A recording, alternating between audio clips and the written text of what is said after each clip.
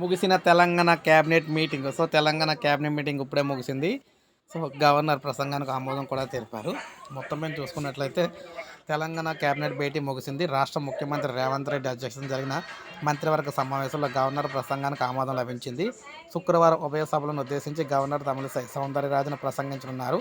Governor ప్రసంగంలో ఉండాల్సిన అంశాలపై క్యాబినెట్ భేటీలో చర్చించారు. కాంగ్రెస్ ప్రభుత్వం ఏర్పాటైన తర్వాత తొలి ప్రసంగం కావడంతో ప్రజలకు ఎలాంటి సందేశం ఇవ్వాలనే దానిపై సుమారు గంటన్నర పాటు చర్చ అయితే జరిగిందనమాట.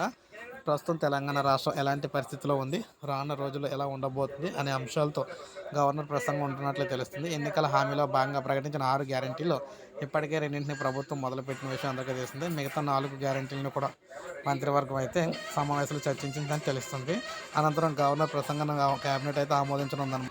సో, ఈ విధంగా తెలంగాణ క్యాబినెట్ అయితే ముగిసిందనమాట. సో, తెలంగాణ క్యాబినెట్లో మొత్తం మేము చూసుకున్నట్లయితే 6 గ్యారెంటీలకు సంబంధించి ఇప్పటికే మనకి మొత్తంగా అంగీకరించడం జరిగింది. ఇందులో 4 గ్యారెంటీలు పై మంత్రివర్గ సమావేశంలో చర్చించినట్లయితే క్లియర్గా అయితే తెలుస్తుంది అనమాట. సో, ఇది మనకు లేటెస్ట్ అప్డేట్.